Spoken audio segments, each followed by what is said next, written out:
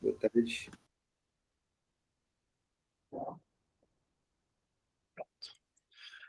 Bom, gente, boa tarde a todos novamente. Hoje iniciamos a nossa penúltima aula, né, da disciplina das clínicas social e no social de 2025.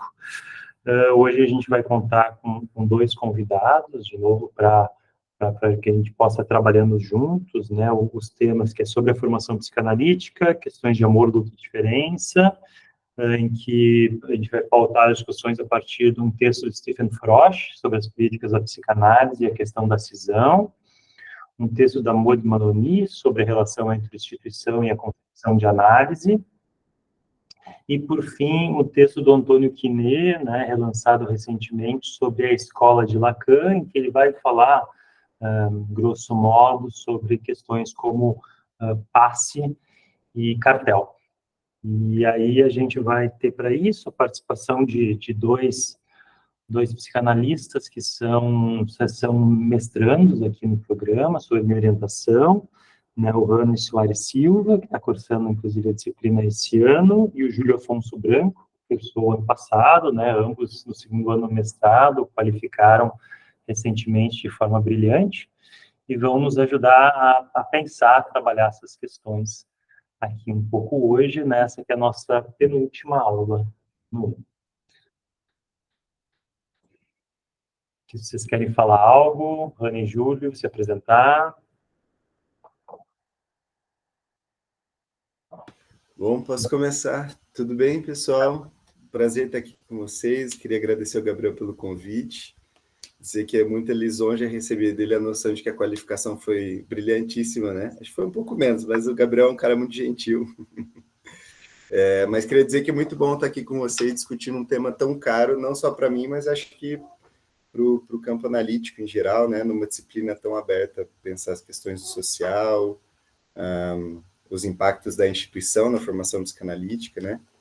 Então, vamos lá. Prazer estar com vocês. Rani, quer se apresentar? Ele já tenha falado, né? Boa tarde, pessoal. Quem não me conhece, eu sou o Rani. Também estou bastante honrado de estar aqui, né? Eu acho que é uma responsabilidade grande. Estou feliz do Gabriel ter confiado essa responsabilidade para a gente. Espero, assim, conseguir estar à altura, né, do debate, para a gente conseguir pensar, elaborar algumas coisas que a gente tem conversado ao longo do semestre. Estou empolgado, acho que a gente vai ter uma discussão legal. E é isso, se vocês precisarem também de conversar depois, pedir referências, estou à disposição. E aqui vale destacar que a pesquisa de ambos trata da formação em psicanálise, da formação de psicanalistas, a do Haney dando uma visada para a questão do racismo, né, e da formação de psicanalistas negros e negros no Brasil, e a do Júlio foca a questão do ideal de eu, angústia, amor e luto na formação psicanalítica, como isso aparece na teoria, na instituição, né, enfim, na própria metodologia da psicanálise. E eu queria aqui começar pincelando algo que ficou para mim como disparador inicial a partir da leitura dos textos indicados de hoje, que eu acho que, inclusive, tem uma certa ordem para que a gente possa falar deles, né? Começando pelo Stephen Frosch, que é um texto de um teórico que não faz clínica. Isso eu acho que é importante da gente sempre precisar essa questão, né? Os textos que não contam com uma alteridade da clínica ou de uma preocupação com a formação de clínicos, né? Que é diferente da pegada que a gente sente nos trabalhos da Maud Maloney e do Antônio Quinet, que são a Maud Maloney no contexto francês, do Antônio Quinet no contexto brasileiro, mas internacional também, são dois atores um tanto históricos que se debruçaram sobre a transmissão da clínica e da teoria psicanalítica, né? E a gente vê dois trabalhos deles em que eles estão basicamente discutindo conceitos, mas desde a impregnação política dos mesmos, e a gente sente isso de forma um tanto quanto clara nos textos, me parece. E aí, começando com o Stephen Frosch, que é um autor que vem sendo traduzido no Brasil, tem vindo bastante aqui, e é um cara muito interessante na medida em que ele tenta pensar sobre, como diz o título de um outro livro dele, sobre os fantasmas da psicanálise, os fantasmas da teoria, da instituição, da clínica psicanalítica, né, um fantasma no sentido derridiano mesmo, né, tanto aquilo que é sombra, quanto aquilo que fica reaparecendo pelo seu desejo de estar ali, pelo que não aconteceu, pelo que foi rasurado. Então, acho que o Frosch, ele faz uma proposta já no trabalho dele, que eu poderia começar apresentando da seguinte forma: como que as concepções de aparelho psíquico e ou de sujeito, e, portanto, do social, dessa distinção entre aparelho psíquico e social, como que essas concepções elas fazem parte do desenho institucional da psicanálise e das modalidades de propor dispositivos de transmissão e formação. Nesse ano em que a gente vislumbra falar de simbólica e cultura, isso passa por entender como que concepção teórica e concepção do que é psicanálise, de como a gente pensa o que é instituição psicanalítica, como elas andam lado a lado, como elas se misturam. E essa é uma provocação muito feliz do Frosch, na medida em que ele vai, nesse capítulo que a gente lê, tentar entender, né, como a concepção kleiniana, né, ana-freudiana, mas sobretudo kleiniana, e que acaba derivando depois na psicologia do eu, como que essa concepção que trabalha, grosso modo, com a ideia de que há uma formação de eu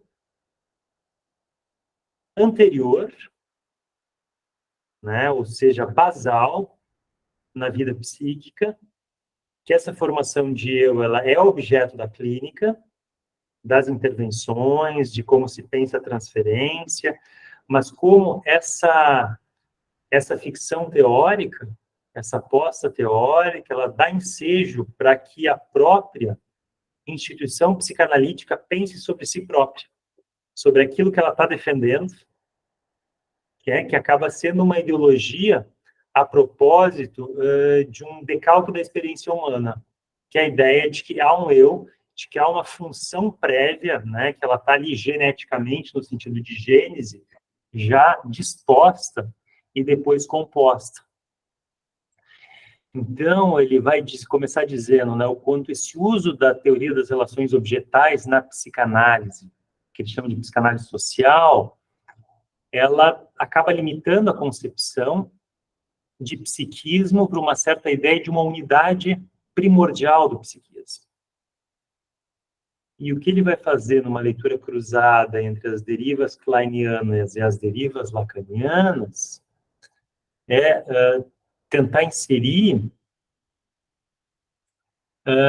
que a perspectiva lacaniana de um sujeito forjado na alteridade,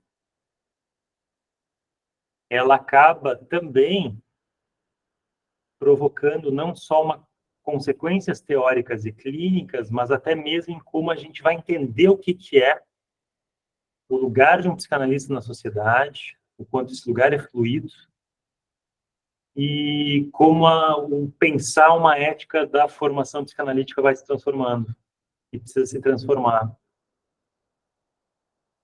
E precisa se transformar naquilo que o próprio Quesnay vai dizer, né? O discurso do psicanalista, se a gente tenta sustentar ele jamais pode dizer o óbvio.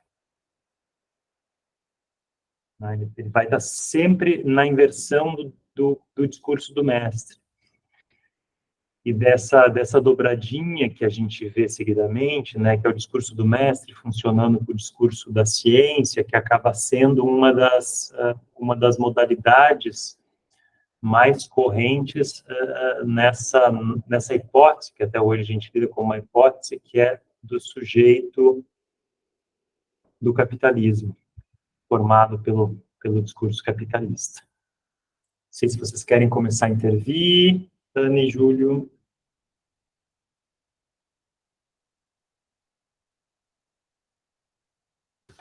Acho que o Rani iria começar com as lâminas lá, é isso? Pode ser, então, vou colocar aqui para a gente ver, só um segundinho.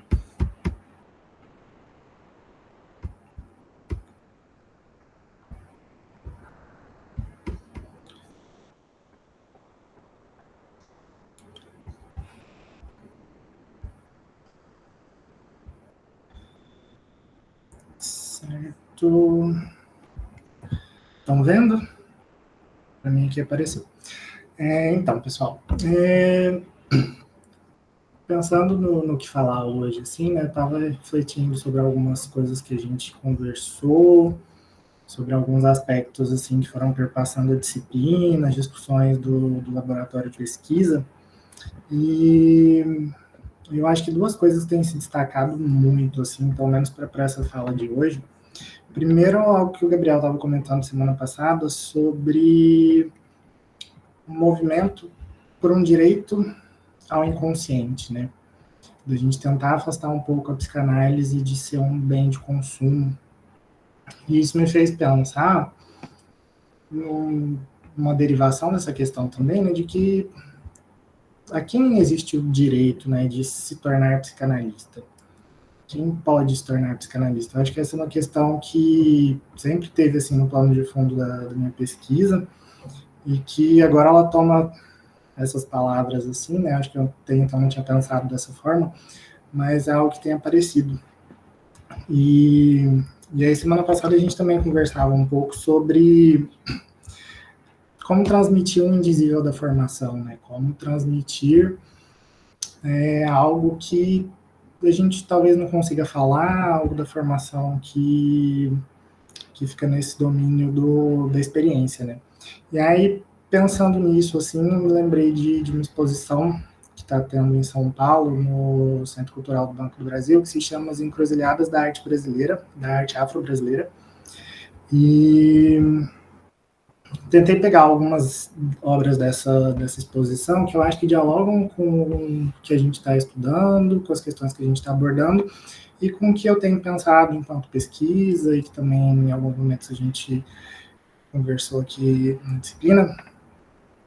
Aí, assim, eu acho que seria um bom convite, assim, né, chamar vocês a conhecerem a exposição, uma exposição só de artistas negros, né, e que está bem bacana, um acervo muito, muito interessante, mas partindo assim já para a apresentação, né, primeiro eu trago essa obra que se chama Vir a Ser. E é interessante pensar a questão do vir a ser, porque ela vai estar presente tanto na questão dos textos que a gente está lendo, na questão de posição subjetiva, na questão de formação de um sujeito, né, mas ela também é um termo que está muito presente nas produções sobre negritude, principalmente dentro do campo da psicanálise, né? Quando a gente pensa em tornar-se negro e como que isso se torna quase como uma insígnia. E aí eu acho que essa obra é interessante também, e toca em alguns pontos que a gente conversou, porque o próprio autor ele fala assim: utilizo como suporte papel craft, também chamado de papel pardo, para suscitar tais questões que envolvem a complexidade do termo pardo, bem como o uso do autorretrato para me ver desde a infância nesses conflitos identitários. Eu acho que isso aqui tangencia um tanto do que a gente tem conversado e um tanto do que abre um pouco do campo dessa discussão, né, sobre o que é a racialidade, o que é o racismo, como que o racismo acontece no Brasil.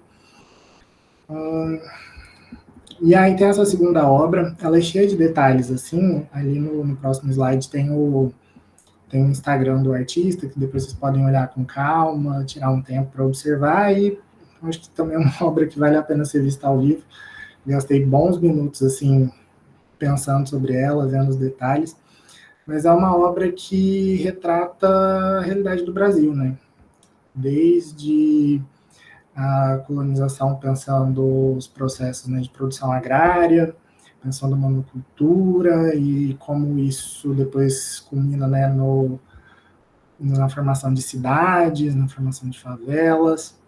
É interessante como em algum lugar aqui dá para ver como se tivesse água, e isso é o que a gente está vivendo essa semana, né, pensando lá no sul, o que está acontecendo com as chuvas, as mudanças climáticas, Isso Muda o Mundo com 45 graus e tal, fazendo todo esse movimento, né, trazendo a Madonna para o Brasil, para um aniversário de 100 anos do banco.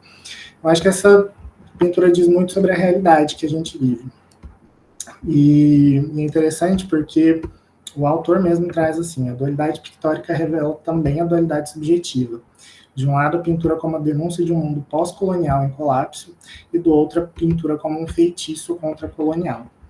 Eu acho que essas duas primeiras imagens, elas deixam a gente com algo assim desse indizível, né, com algo dessa coisa da experiência, que vai entrar nas questões teóricas que a gente vai trabalhar.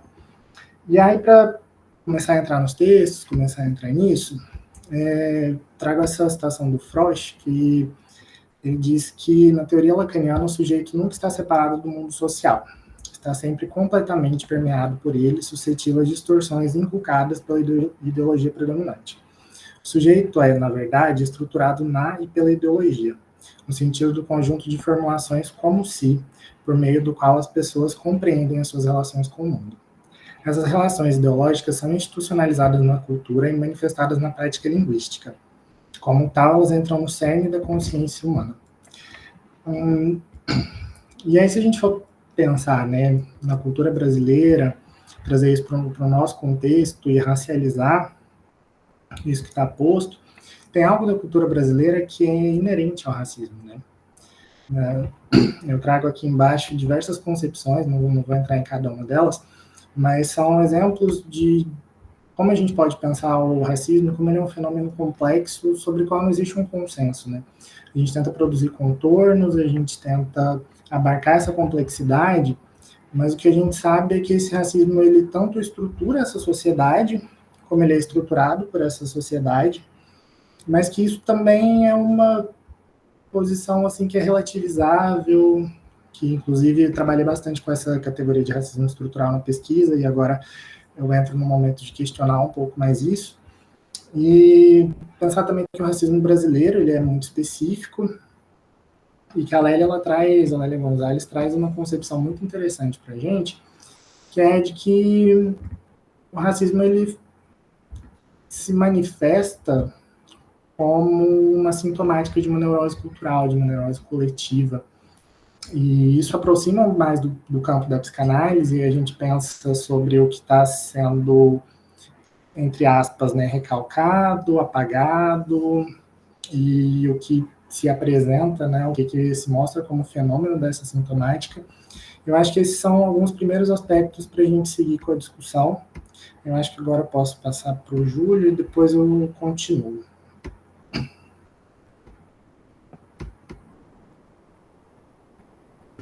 Bem, vamos lá. Pensei em trazer uma discussão um pouquinho em paralelo com esse aspecto que o Rani trouxe, para discutir com vocês aquelas relações que o Gabriel desenhou no início, né? Sobre como uma instituição ou um coletivo de psicanalistas, de uma certa maneira, pode repetir os próprios aspectos de formação da subjetividade, como a psicanálise entende. E acho que isso pode ajudar a situar isso que o Rani trouxe, mas também a situar para nós em que pé a formação psicanalítica está quando se propõe a ser feita, de uma certa forma, a ser dinamizada num contexto de formação de coletivos, né? Então, um pouco dessa trajetória que eu queria trazer para vocês vai partir lá dos rudimentos do Lacan, quando ele fala da constituição do sujeito através da linguagem, né? Ele diz que quando falta para o sujeito um significante no campo do outro, através do qual ele poderia se constituir, o que essa falta produz no sujeito é um defrontamento com o desejo do outro. Então, é como se, na ausência de algo a se agarrar para uma identificação, o sujeito se defrontasse com a questão do que ele mesmo é e com a questão do que o outro representaria para ele e para si mesmo, né? Isso que Lacan chama de uma situação de defrontamento com o desejo do outro e chama isso de desamparo. Ele vai traduzir o desamparo freudiano nesses termos, né?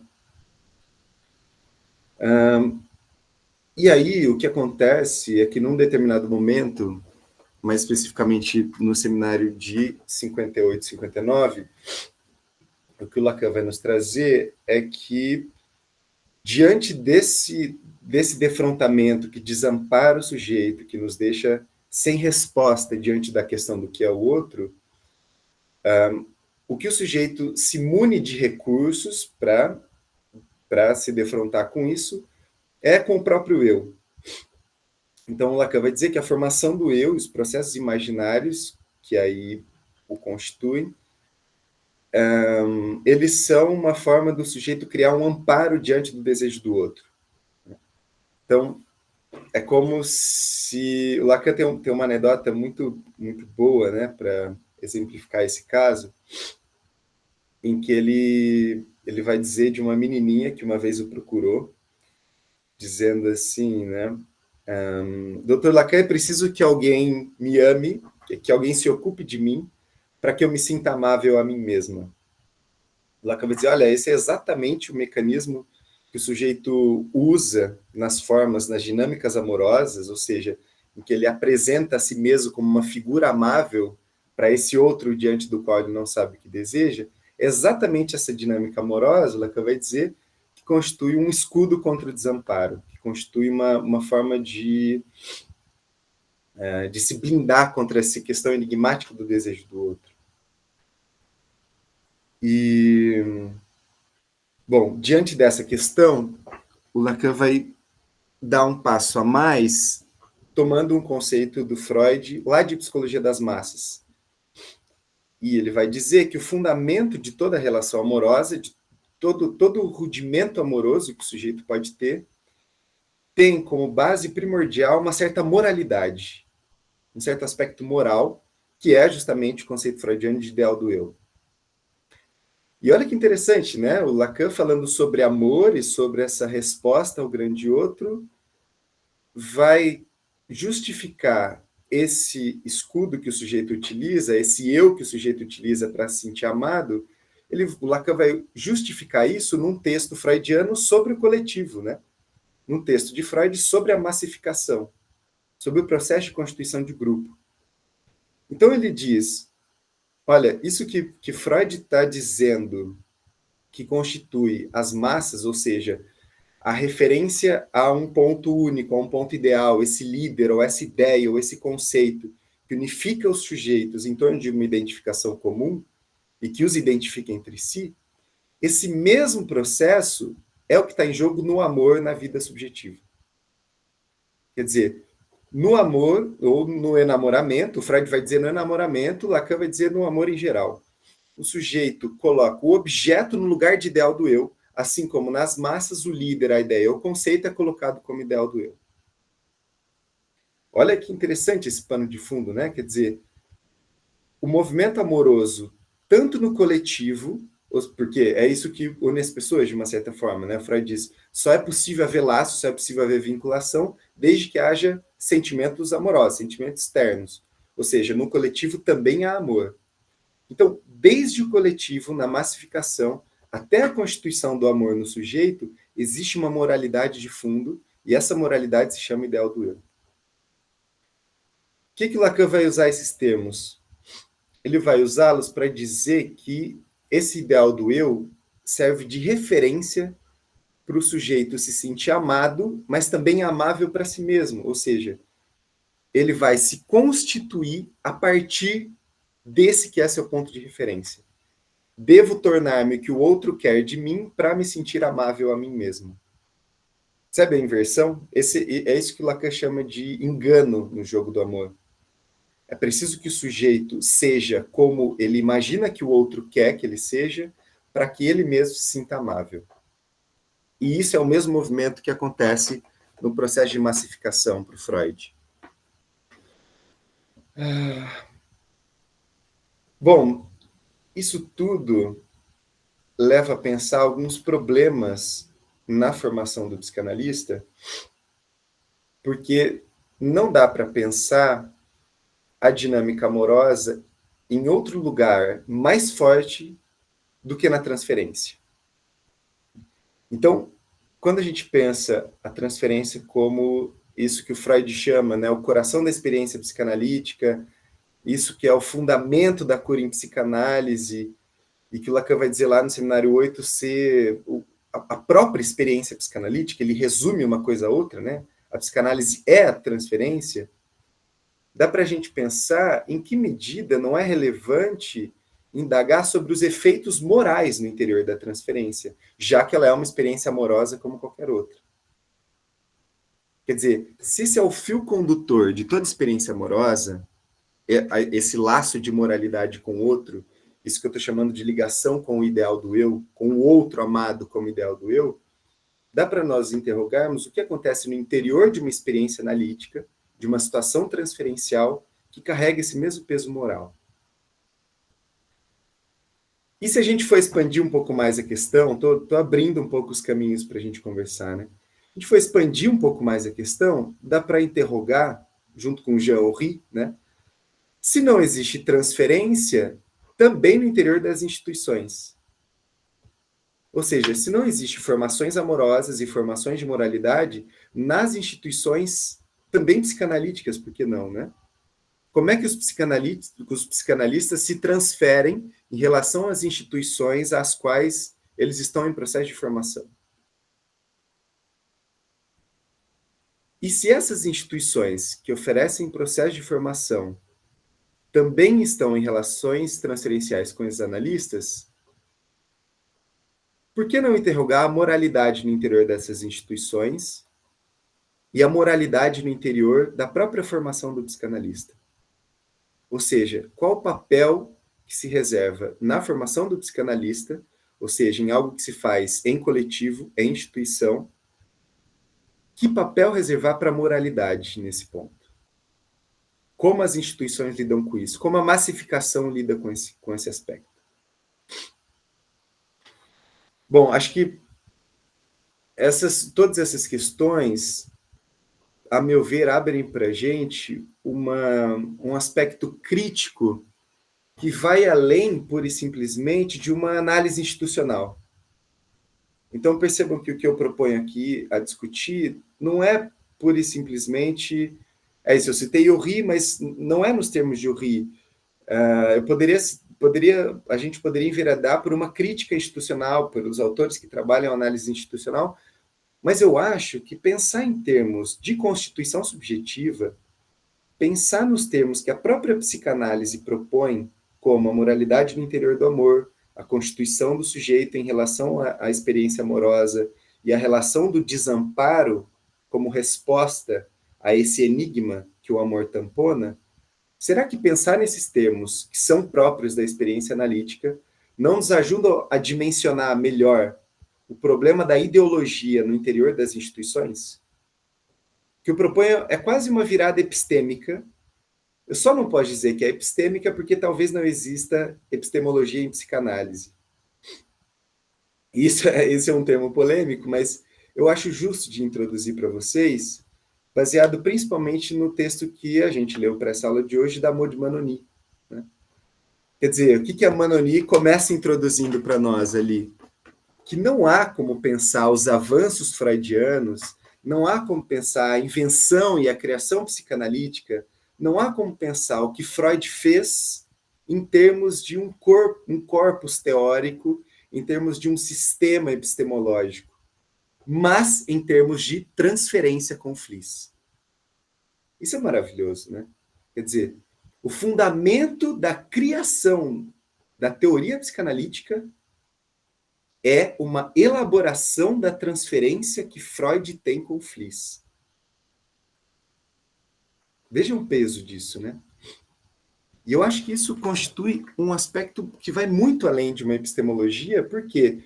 Porque não dá para pensar, até a psicanálise, ou não dá para pensar as instituições que propõem uma formação psicanalítica, talvez, fora da própria experiência psicanalítica, fora dos próprios termos que a experiência psicanalítica desenha. Exatamente, esse é um deles, a transferência. Outro deles, a moralidade no interior da transferência. E o principal, a meu ver, o desamparo, que é o que está no fundo de tudo isso.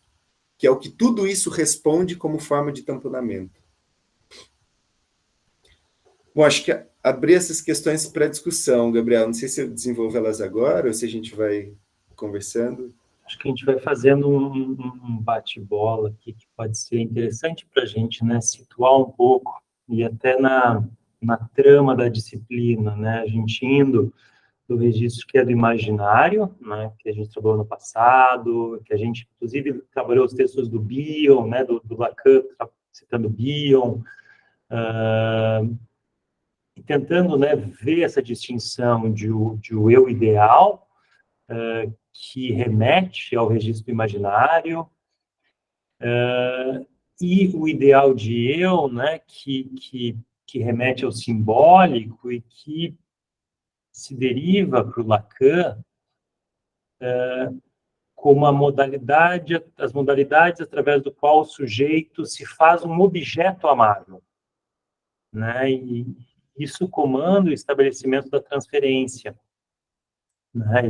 E a gente sabe que o ideal de eu ele está presente não só nos processos clínicos, mas nos processos institucionais, que a gente pode alargar, como algo que, né, o ideal de eu estaria a partir do amor de transferência, do efeito do sujeito suposto saber, da ilusão amorosa, né, e a transferência, portanto, né, se referindo ao ideal de eu, dizendo do registro simbólico, do amor de ligação, ela também é aquilo que pretende, né, destacar no outro, vamos pensar assim, no outro analista, mas no outro da instituição também, e no outro do social, um traço que prometa uma identificação que torne não só o sujeito, não exatamente o sujeito, mas o eu amável. E isso, acho que até pegando já com aquilo que o Haney também veio trabalhando, entendendo a psicanálise como algo que acaba, assim, funcionando dentro de chaves sociais, o que é se identificar com traços que levem o eu a ser amável, poder ser amado, poder ser desejado.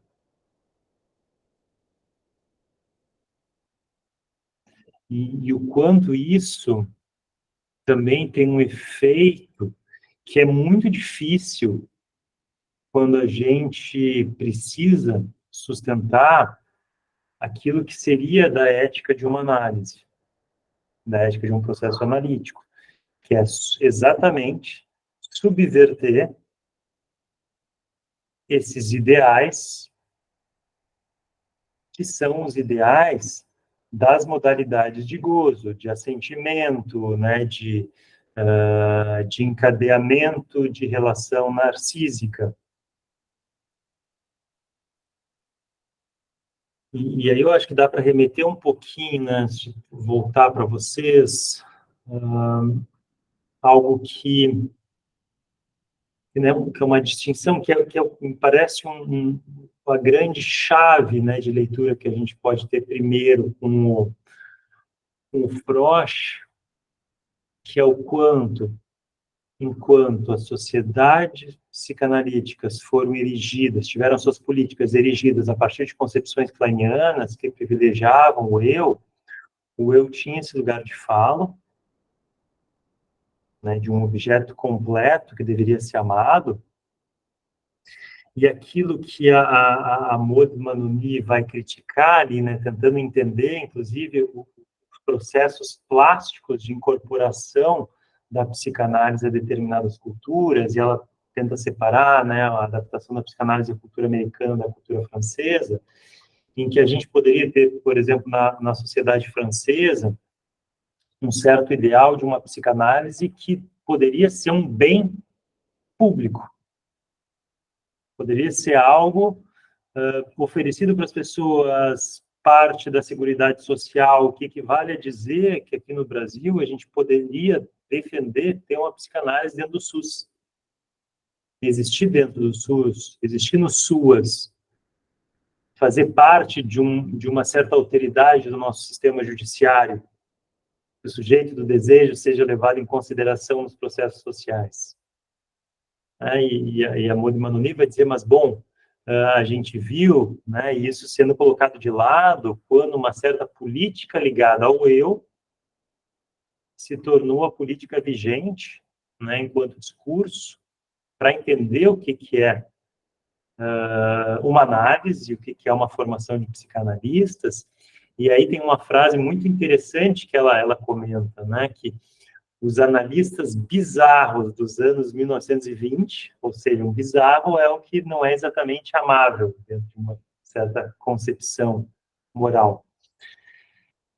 Os analistas bizarros dos anos 20 aos analistas bizarros dos anos 1920 se sucederam os candidatos com neurose de caráter, normopatia, que significa dizer que a psicanálise foi selecionando, ou melhor, a instituição psicanalítica, a sociedade de psicanálise, elas foram selecionando pessoas muito aptas a uma certa adaptação.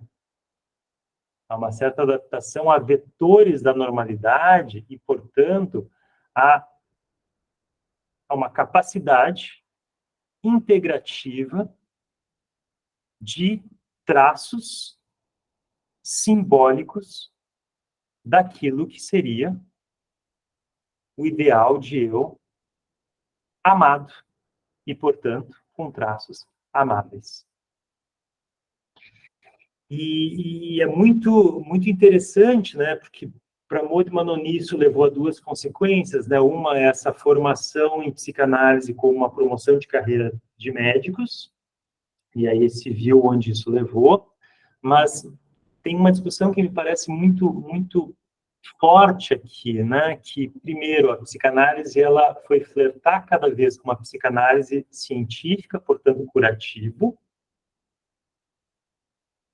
e mais ainda, que ficou cada vez mais difícil de entender que o dever psicanalítico ele é menor, ele é um dever menor, ele é um dever marginal, e ele é inseparável da contestação do sistema político.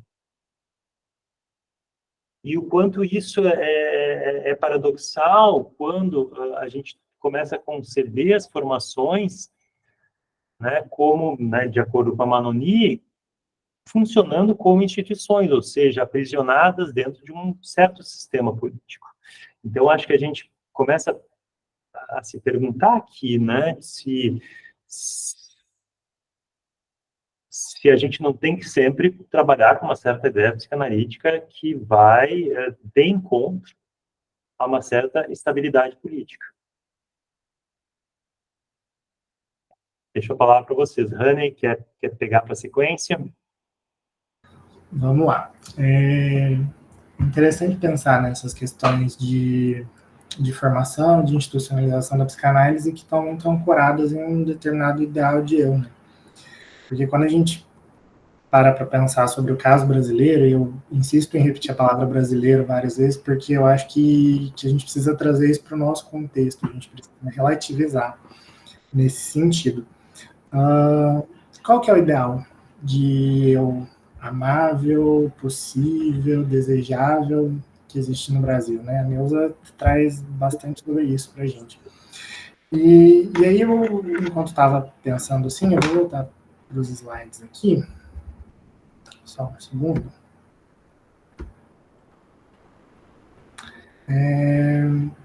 Eu fiquei pensando sobre essa questão de uma ferida narcísica, né? Acho que o Gabriel ele toca um pouco nesse sentido também.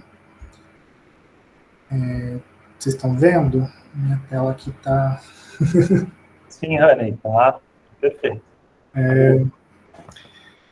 Freud, ele em 1917, ele vai falar sobre as feridas narcísicas da humanidade, né? E aí ele coloca primeiro como Copérnico e o heliocentrismo, que tira a Terra do centro do universo. Depois ele coloca Darwin e a Evolução das Espécies, que tira o ser humano do centro da natureza. E depois ele coloca a própria psicanálise, né? Que tira a racionalidade do centro do homem. E eu acho que nesse texto de Freud ele vai construindo um esvaziamento do que a própria cultura europeia foi construindo sobre o homem, que tem a ver com esses ideais de um homem completo, inteiro, de um homem... Interessante usar a palavra homem, porque realmente homem, né? Tem um marcador de gênero importante aí. E Freud vai meio que desconstruindo isso, dizendo a gente não está tão assim no centro do universo, no centro do saber, no centro da natureza, tem algo que foge, tem algo que fura, e a psicanálise tenta sustentar essa versão a uma certa universalidade, né? Só que aí algo disso se perde, porque quando a gente traz isso aí de novo para o caso brasileiro, a psicanálise ela tem uma inabilidade muito grande de pensar as questões sociais, de pensar as questões raciais, o racismo, principalmente pensando de um ponto de vista histórico. Acho que hoje a gente já vê uma mudança nesse movimento, mas ele é muito incipiente ainda, eu acho que ainda está no ponto assim, de resistências, né? Trago isso um pouco mais para o final da fala. Mas aí quando a gente pensa sobre uma necessidade muito grande da psicanálise, de intercâmbio com outros saberes, para conseguir pensar sobre a cultura onde ela se insere, e que no Brasil a gente tem uma certa busca muito equivocada, assim, por uma neutralidade, uma pureza do analista, isso me leva a pensar se não existe uma ferida narcísica da própria psicanálise em entender que a racialidade e pensar as questões de racismo no Brasil coloca um furo aí, né? Isso me traz essas questões do que escapa, o que vai além, o que vai ainda além disso que a gente consegue abarcar. E é interessante porque eu ia escrever o que falta e eu escrevi o que falta. Eu acho que esse foi um ato falho assim, interessante, que remete também a algo que está posto lá nas obras que eu trago no começo, né? E que está muito posto na cultura também, mas de como existe algo que leva a uma certa fatalidade, né? Algo, pensando em fatalidade como algo que encerra, como algo que coloca um fim, e aí pensando não só a coisa real, né, da violência policial, da violência racista, mas também algo mais do campo do simbólico que encerra, né, fataliza as possibilidades de se falar, de se construir enquanto sujeito, de se ser enquanto sujeito. E aí isso me faz pensar assim, a psicanálise tem parte nessa sustentação de algo do racismo brasileiro? E essa é uma questão difícil, né? Porque tudo que tem a ver com a cultura, que se desenvolve na cultura brasileira, está ligada com o racismo.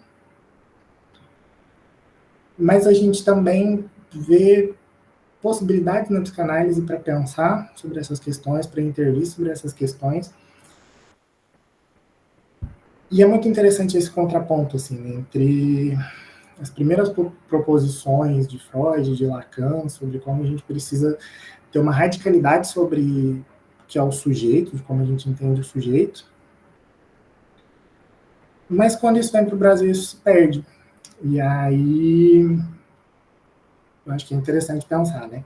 A racialidade brasileira, ela coloca mais um furo na psicanálise? Ou isso é algo de outra ordem? Que para mim fica muito claro nessa frase que, pelo menos eu já escutei muitas vezes ao tentar falar de racialidade no espaço da psicanálise, que é o isso na psicanálise. mas isso não é psicanálise, isso é militância. Não, mas isso não é disso que a gente tem que tratar aqui.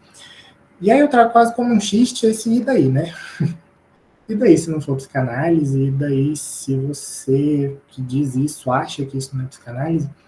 Será que a gente não pode subverter um pouco as coisas, pensar em outros referenciais, talvez retomar um pouco da radicalidade do que a gente está vendo nos textos, né?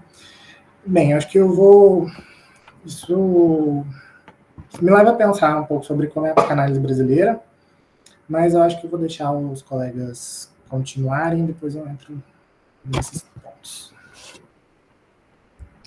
Acho que a gente pode abrir para alguma questão, algum comentário. Juliana, cadê a Juliana? Oi, gente, boa tarde. Obrigada, Arnei e Júlio, muito boas exposições. Acho que é uma consideração. Quando o Júlio fala de moralidade, e eu acho que lendo os textos eu também tive essa lembrança, me veio o caso do Amilcar Lobo, que fez a formação, que era um médico, que atuou com a equipe de tortura, talvez as pessoas já conheçam essa história, na equipe de tortura, né, na época da ditadura, e estava em formação na Sociedade Brasileira de Psicanálise do Rio de Janeiro nessa época. E aí tem todo o que propõe e tal. E esse caso, acho que quando você fala de moralidade, né, eu penso nessa amoralidade.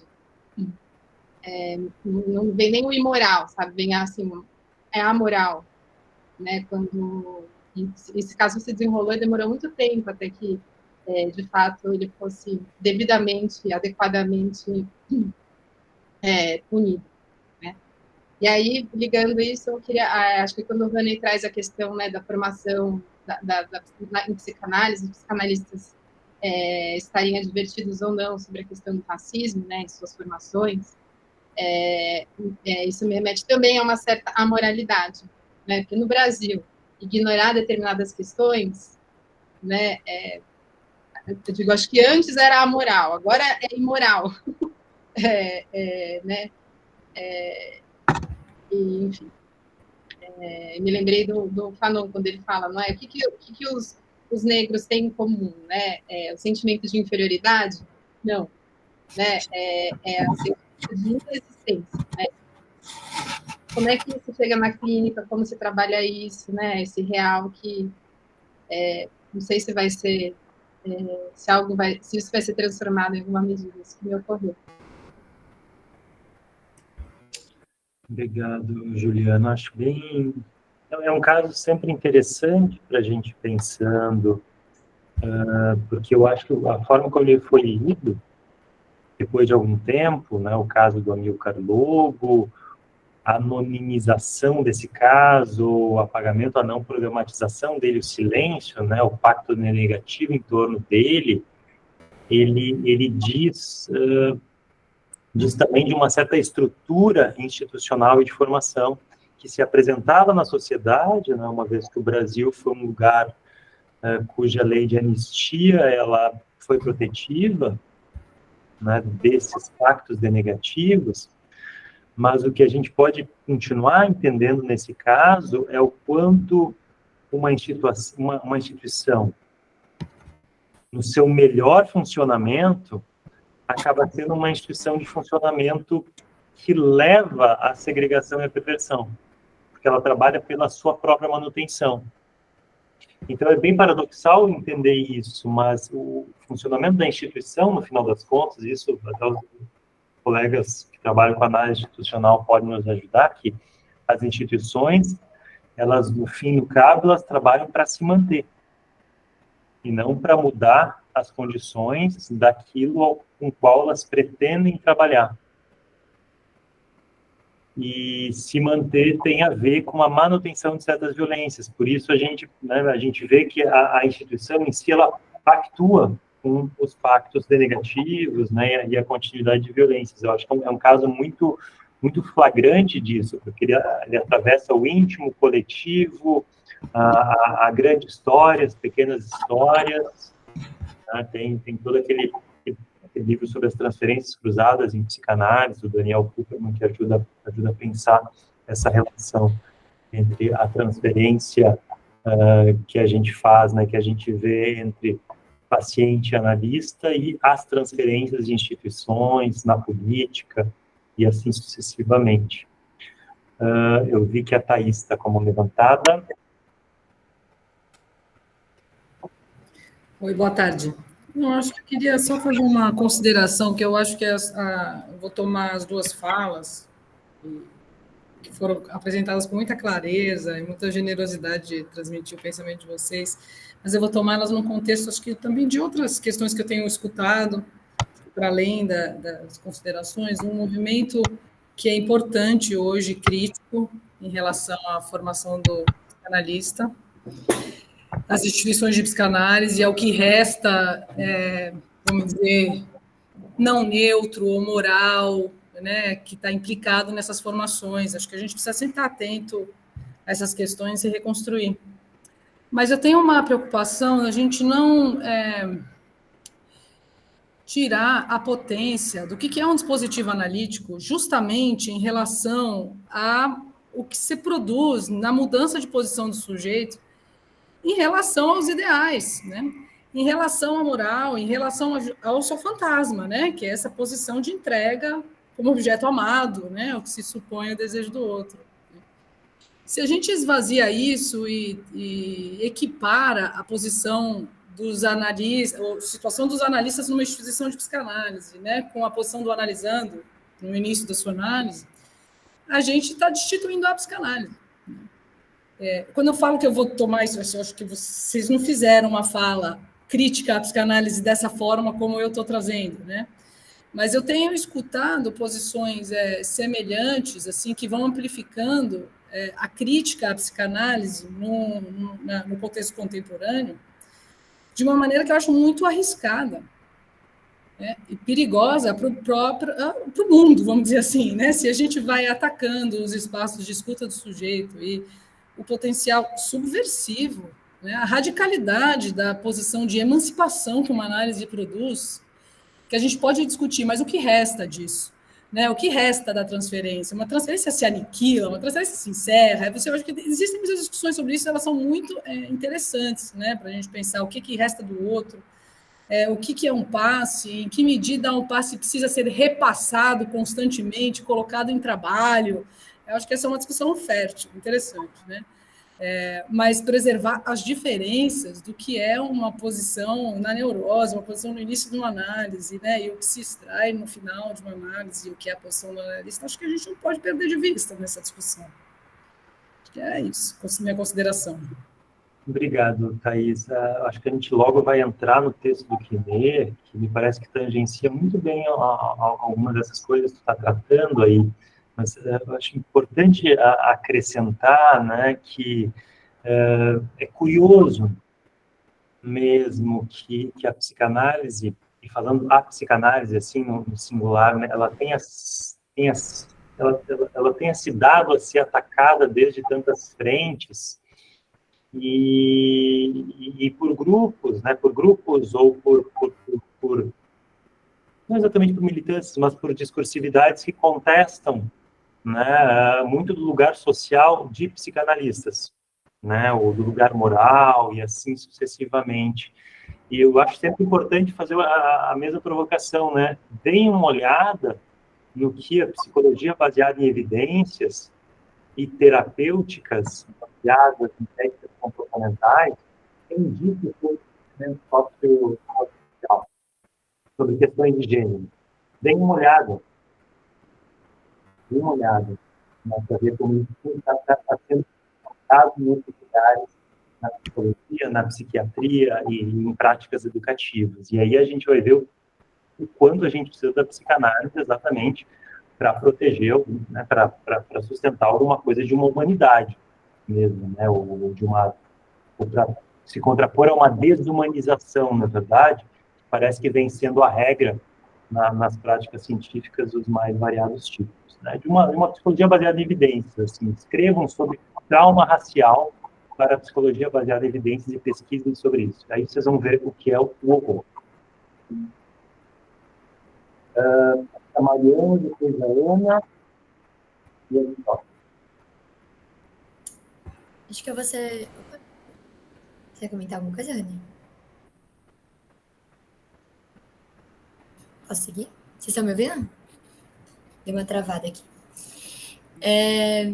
Vou comentar algo que vai, né? Acho que eu vou até deixar de fundo assim o que vocês estão dizendo, mas para pensar o que eu vou dizer também, porque juntando, né, tanto o que o Hannah traz quanto o Júlio, né, desse ideal de instituições, enfim, vou me perguntando quanto esse ideal também já não é atravessado por um ideal branco, né? Como que se estabelece nessa instituição essas questões de raça também, né? Desses atravessamentos, né? Pensando nos textos da Lélia Gonzalez, né? Nessa neurose, o quanto esse ideal branco do analista também pode ser muito violento, né? Nessa formação, enfim. Juntaria os dois textos para pensar nessa transferência, né? Na instituição, quando esses cargos de maior posição são acompanhados pela branquitude, de alguma maneira. Obrigado, Mariana. Ana?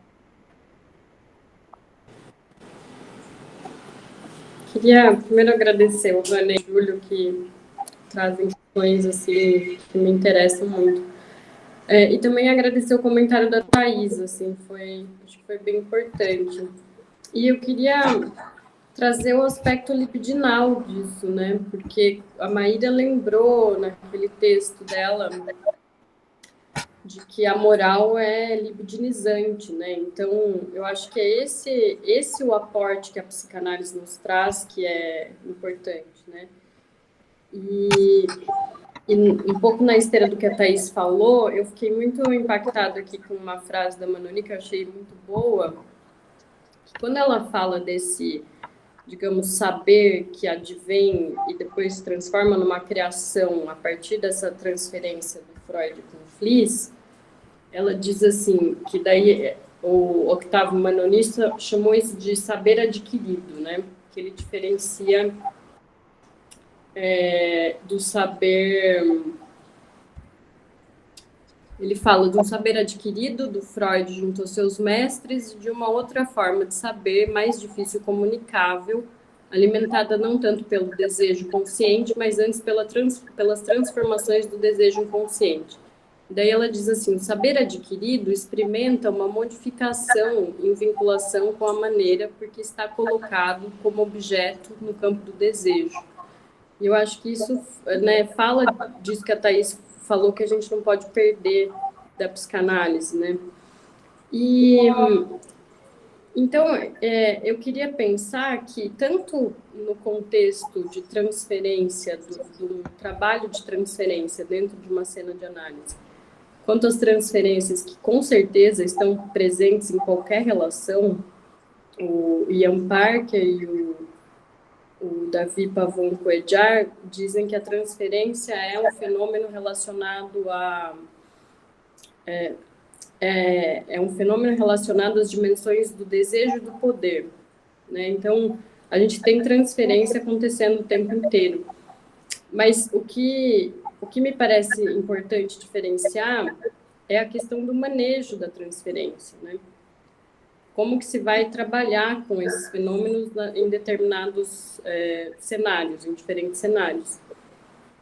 E me parece que a Manoni mostra isso, como as noções que o Gabriel estava falando no começo, tanto de aparelho psíquico, quanto de constituição do sujeito, dizem de manejos completamente diferentes, né, assim, de que isso tem consequências, né, nas dinâmicas tanto institucionais quanto nas dinâmicas de uma cena de análise.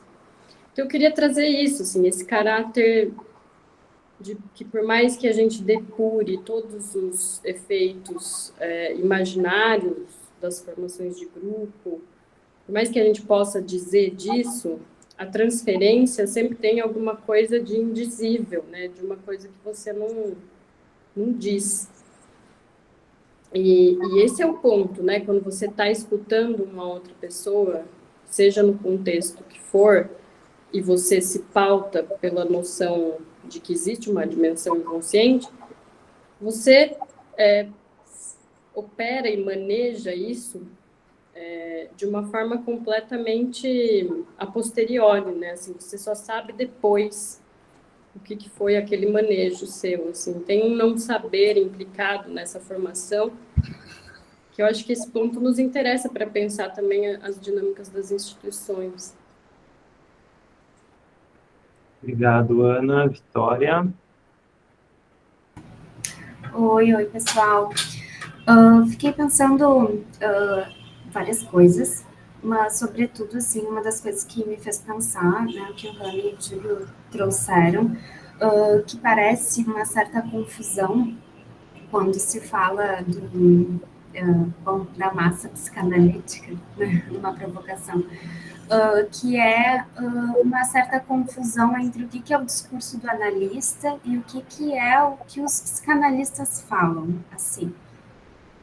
E aí me parece que tem algo, né, de um poder, assim, pela via um pouco do que significa a psicanálise e o inconsciente e o trabalho do discurso do analista e aquilo que se fala na instituição, na formação do psicanalista, naquilo que atravessa um pouco, assim, isso, assim, eu não sei, me fez pensar muito a fala de vocês no que o Tardot e o Laval vão falar sobre a razão neoliberal, e eles vão falar sobre esse desejo. Eu acho que eles se confundem um pouco entre o que é desejo e demanda, mas eu acho que essa confusão é interessante. Eles vão falar que a governamentalidade neoliberal é esse desejo lacaniano, né, em busca do desejo do outro. E aí parece que quando vocês estão falando um pouco desse lugar do ideal do eu e da moralidade, né, frente às formações, me volta um pouco a ideia da psicanálise como um bem de consumo, né, nessa diferença entre o discurso do analista e o que o psicanalista fala, né, não mas o que a gente, vai fazendo disso, assim, para pensar um pouco desse lugar de poder do que o analista fala, do ideal do eu, nesse lugar um pouco que eu acho que foi o que a aula passada da Mariana me fez pensar sobre esse lugar da branquitude do discurso do capitalista, assim, né? Ali onde o psicanalista fala que não é o discurso do analista, porque não pode ser, né, o discurso do capitalista nesse lugar da branquitude, nesse lugar de poder, nesse lugar de massa, né? Enfim, não sei se também só joguei aí, mas me fez pensar várias coisas que vocês falaram. Queria agradecer também. Obrigado. Agora a gente passa para o Kaique e depois a gente volta. Vai, Kaique. Gente, tudo bem? Acho que uma das últimas frases suas, Rani, que você falou sobre esse apontamento de isso não é psicanálise, por consequência tem o que é psicanálise, né? Então, como que essa barreira aí é formada de um jeito muito massivo, até violento, enfim.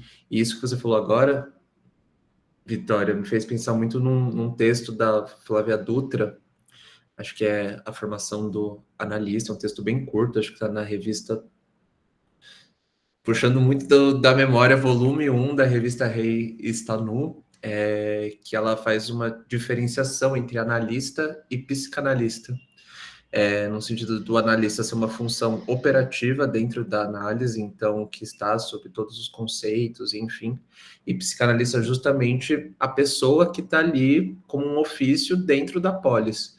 E ela fala que, claro, isso não é uma separação tão tácita assim, claro, porque tem convergências e divergências, mas ela fala muito para ajudar um pouco disso. Me lembrou um pouco isso que você falou sobre um discurso do analista e o que analistas falam, para a gente separar, assim, no sentido de temos uma teoria, essa teoria política, óbvio, e as pessoas que passam essa teoria também estão inseridas dentro de uma política, né?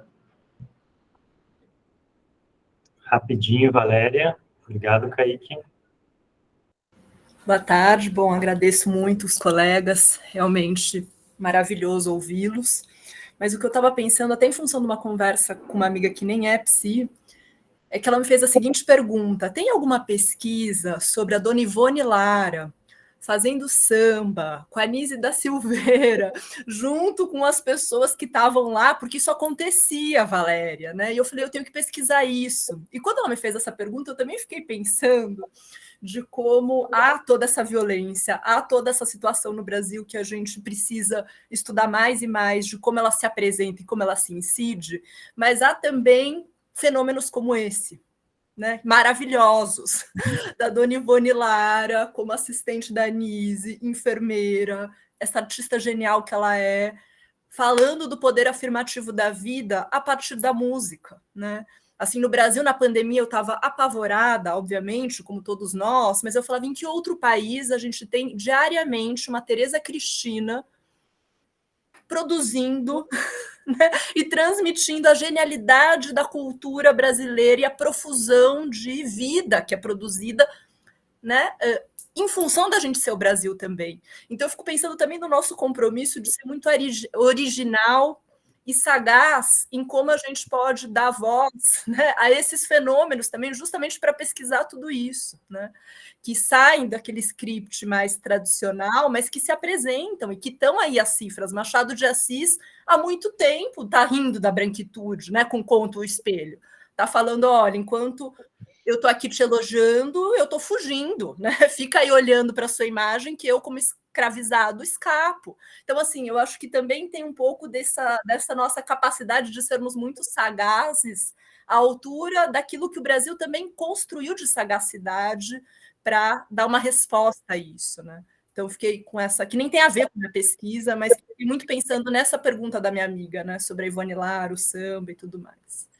Obrigado, Valéria. Eu acho que já encadeando a partir dos comentários de vocês, né, continuando essa linha que a gente estava desde o começo da aula de hoje, né? Bom, que ideia é essa, então, do sujeito do inconsciente que a gente tem nas formações sociais e, portanto, nas construções brasileiras em torno da psicanálise? O que ela é? A gente pode, de fato, olhar para uma certa inscrição histórica da psicanálise e entender que lá, poxa, desde do Arthur Ramos, né, das construções que tangenciam também o Nina Rodrigues, tinha um certo mandato científico ali, que era o mandato da segregação. Mas aqui eu queria, né, já ir convidando para entrar no texto do Quinet, né, que é daquele livro A Escola de Lacan, A Estranheza da Psicanálise, defendendo essa ideia da estranheza. Por quê? Porque a estranheza remete ao fenômeno do estranho. E o fenômeno do estranho, ele é de cara ele é de cara uma modalidade de mal-estar, mas uma modalidade muito específica de mal-estar.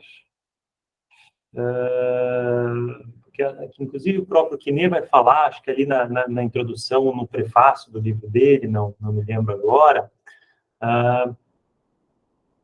que tem algo que, né, que passa aquela experiência do Freud, né? Poxa, se levanta num trem, quem é esse velho antipático? Era a própria imagem dele.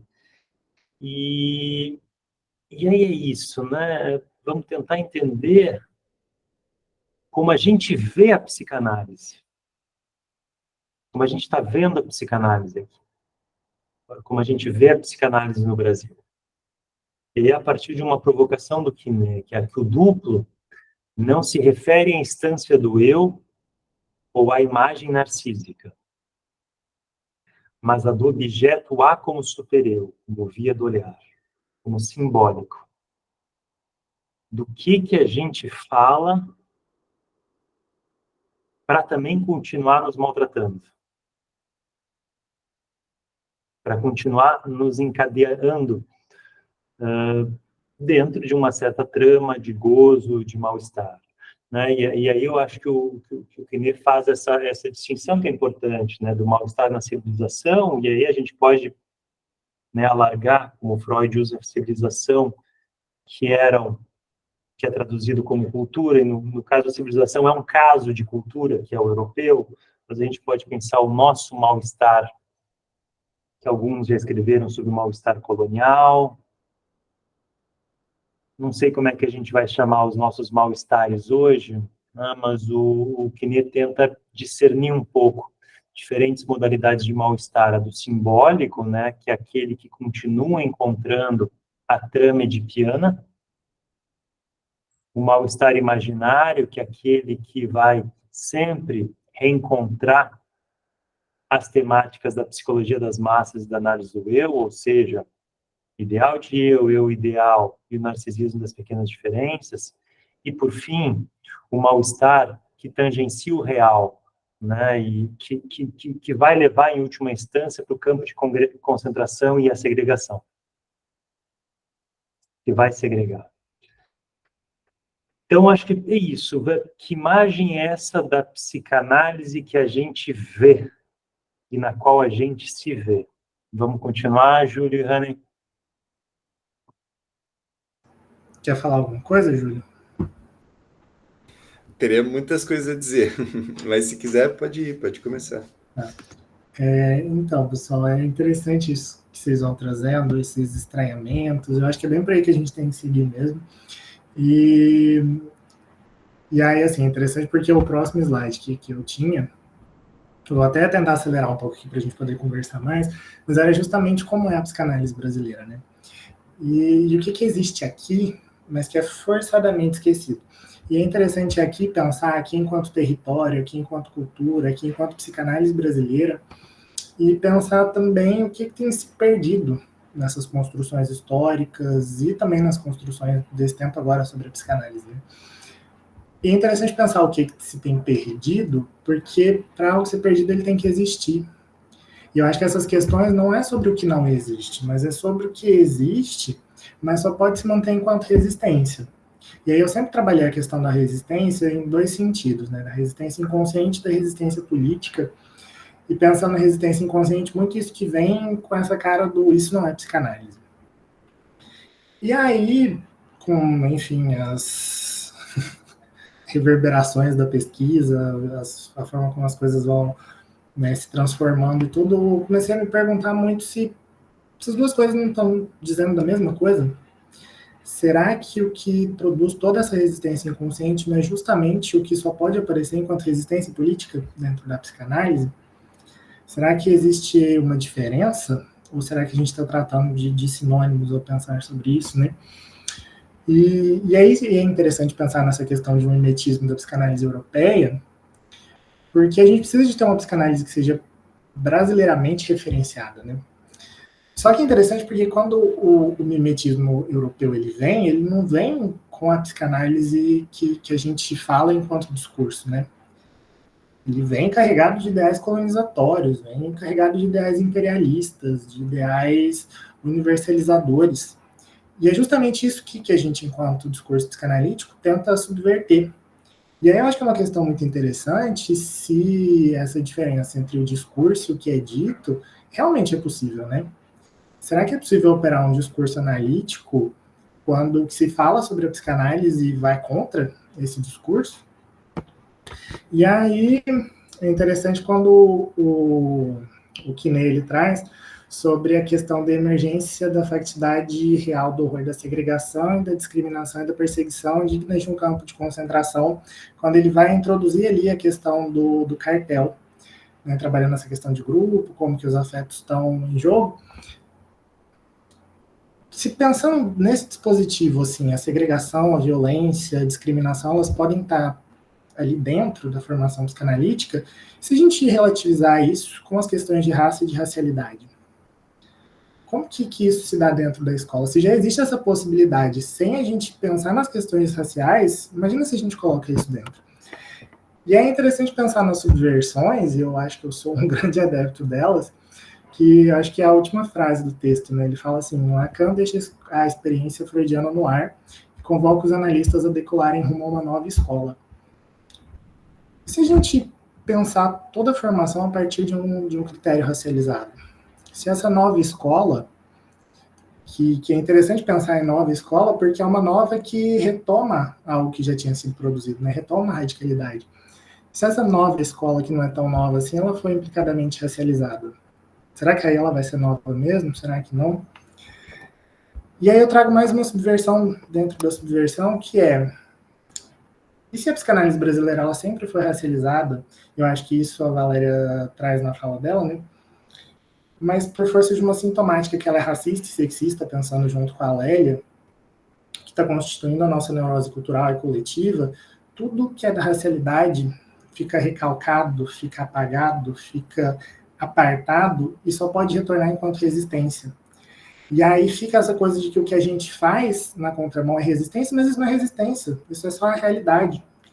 E aí, nesse sentido, será que a gente não pode pensar que Virginia Bicudo, Exildiane Batista, Neuza Souza Santos, elas não são mães pretas na psicanálise? Pensando na mãe preta como essa que repassa um saber para uma cultura, repassa uma língua. E aí, nesse sentido, se a língua do Brasil é o português, de acordo com a Lélia, a língua da psicanálise poderia ser diferente? Eu acho que essa é uma subversão importante. E aí, para finalizar,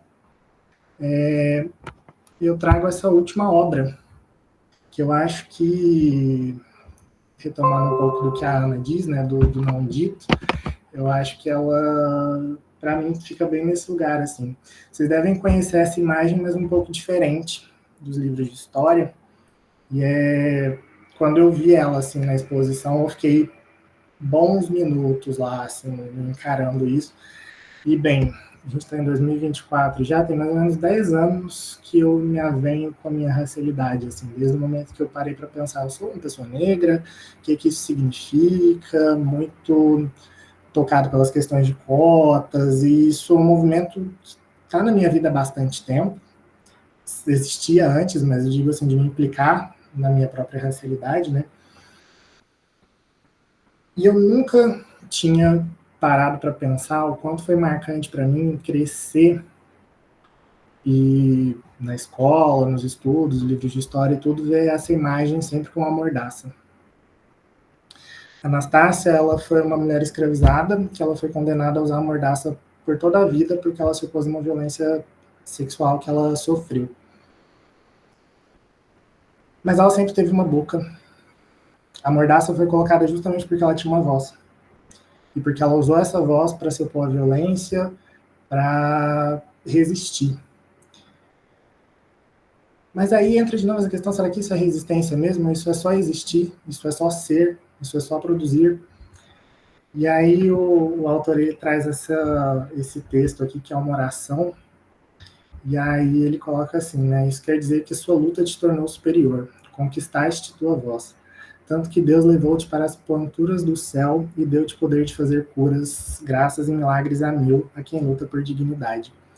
Eu acho que, bem, espero que isso toque vocês da mesma forma como me tocou, e que isso dê contorno para isso que a gente está falando, do que não está dito na psicanálise, dessas subversões, mas principalmente pensar sobre o que é conquistar uma voz, né? Será que essa voz não sempre esteve aí? Que movimento é esse que a gente precisa conquistar algo que a gente já tem? E pensar sobre isso, né, também, de quem luta por dignidade. Eu acho que isso tem a ver com o discurso analítico, eu acho que isso tem a ver com o fazer do analista, e isso que a gente tem que potencializar. Enfim, é isso. Obrigado, Rani. Quer seguir um pouquinho, Júlio? Pode ser. Vamos lá, sempre muito bom ouvir o Rani. Acho que a última parte da fala dele, pretendo partir daí talvez para colocar umas questões, no sentido de que o que seria um discurso analítico, né? E o que estaria fora de uma psicanálise. Porque se a gente for pensar nos termos lacanianos, né, quando ele vai instituir o discurso analítico propriamente, lá em 69, ele vai dizer que o discurso analítico não é algo que se fundou só no tempo freudiano, né? Freud inaugurou historicamente um discurso que a partir daí constituiu instituições e etc. Ele diz, bom, isso é imaginarizar a psicanálise, né? Ele fala, o discurso analítico é isso que opera a cada vez que há um giro discursivo. Então, ele, de uma certa forma, dessubstancializa o discurso analítico. Ele diz, a gente pode pensar que as outras formas de psicanálise, se dizendo psicanálise, operavam discurso universitário, discurso de mestria, etc. Mas o discurso analítico, como estrutura, como operação, é isso que acontece a cada vez que há um giro discursivo, ou seja, a cada vez que um outro discurso se modifica, né? Ele vai falar, isso tem uma situação histórica, Freud nomeia isso, né? Essa descoberta, mas, de uma certa forma, isso opera cada vez que há um giro no discurso. Então, acho que isso que o René falou, por final, de que o fazer analítico pode ser também um fazer em relação a uma questão social como o racismo, por exemplo, a evidenciar isso numa instituição, ou a tentar repensar isso numa instituição, não vejo porque não seria um discurso analítico, né? Não vejo porque não teria a mesma lógica operativa, né?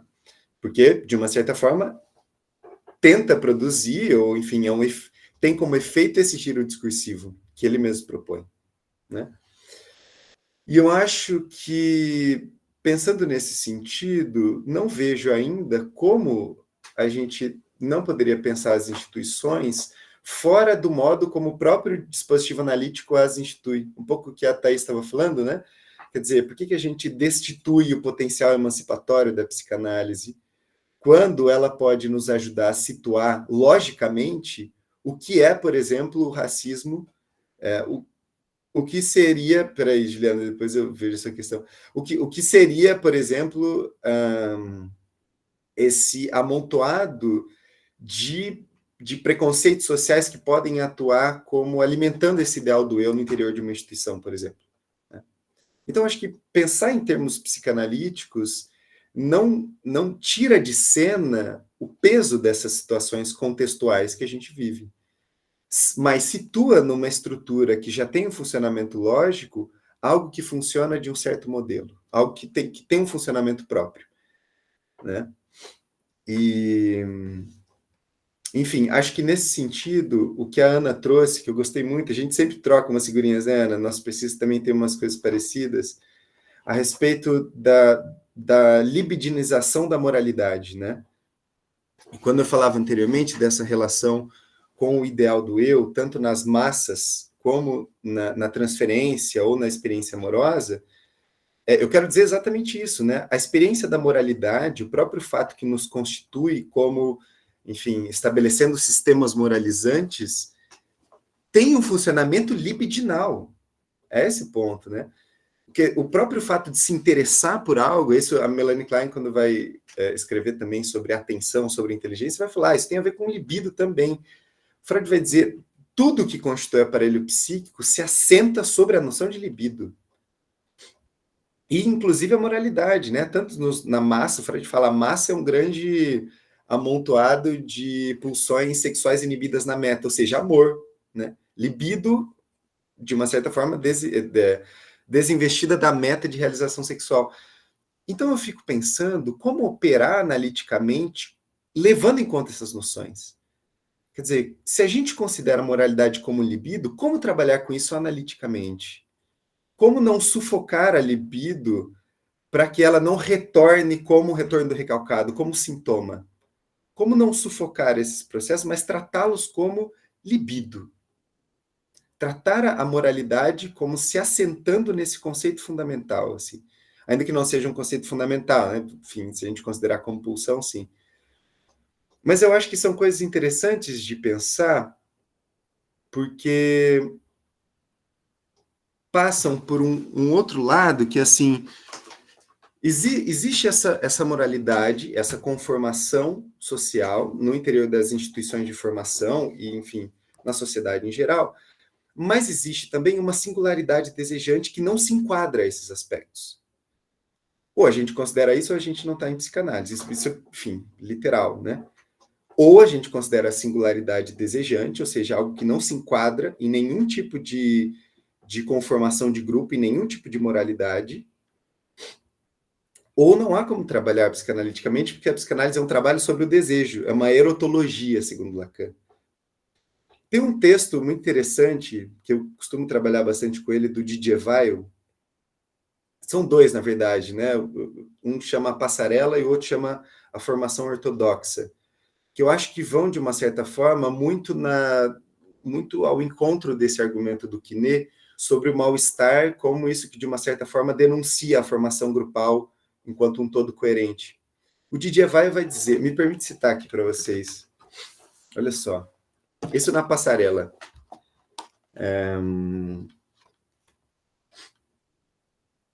A ideia de propor as diferentes associações surgidas da École Freudienne de Paris, um novo modo de laço social se expressa por um paradoxo.